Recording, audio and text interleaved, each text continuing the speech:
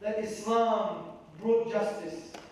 People knew that Islam brought harmony and brought freedom. So that's justice. We've spoken about progress, we've spoken about justice. But another thing, that the Dawah changes the world. It ensures everybody, whether you're Muslim, non-Muslim, Jew, Christian, it makes no difference. That everyone living under our protection has food, shelter, and clothing.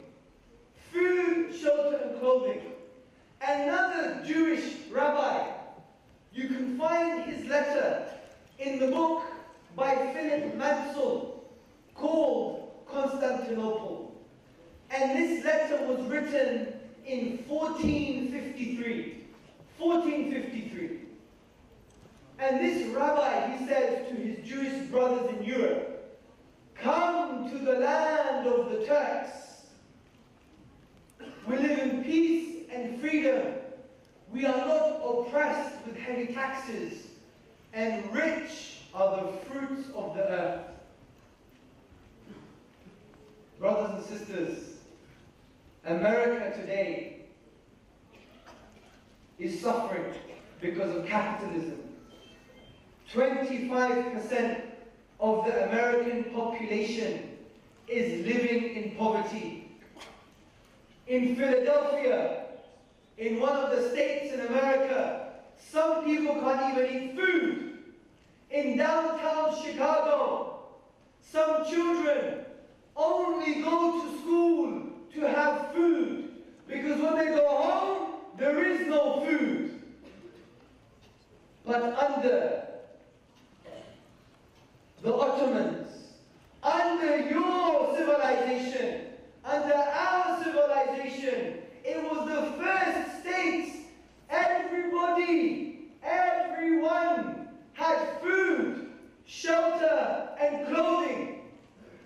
Go to the mosques in Istanbul, and you will see the baskets of sadaqah. The historian said these baskets were always full, meaning everyone had food, shelter, and clothing. How dare the West, how dare ideologues, how dare the neoconservatives, how dare the secularists point the finger at Islam, at the Ottomans, at the Quran, when it was Islam and the Ottomans and the Quran that gave everyone food, shelter, and clothing. But today, they can't even give their own people food, shelter, and clothing. How dare they speak? How dare they? They must shut their mouths with humility. We have a heritage we must be proud of. We have a heritage that we must convey to others at home and abroad. This is our history, brothers and sisters. And I say we, because I'm Greek, I'm an Ottoman. Don't forget, the Ottomans,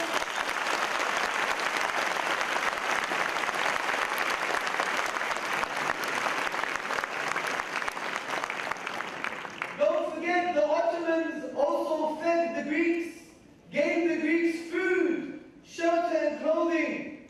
The Greeks lived peacefully under the Ottoman period. Don't listen to the Greek propaganda.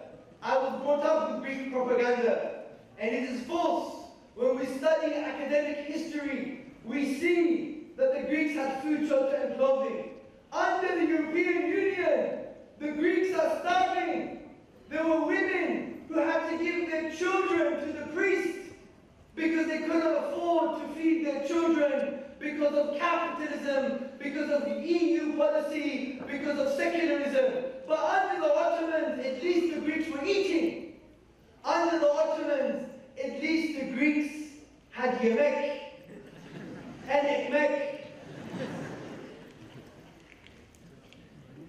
And this is very important.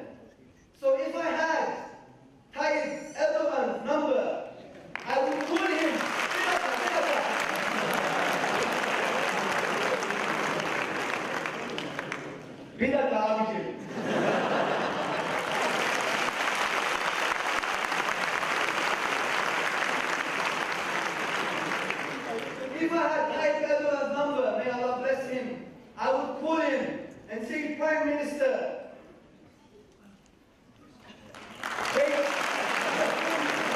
I would say, Prime Minister, I think it's time that maybe one or two Turkish forces drink from Greek rivers, that we go back to Greece and maybe we establish what we established 200 years ago and gave them food, shelter and clothing. Maybe it's time. Osmanlı gelecek.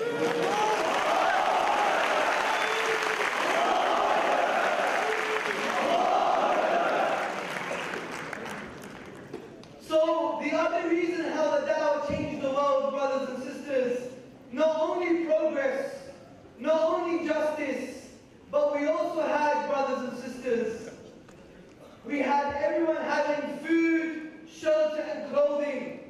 We did not have economic oppression. We had food, shelter and clothing for everybody. And this was the legacy of the Ottomans.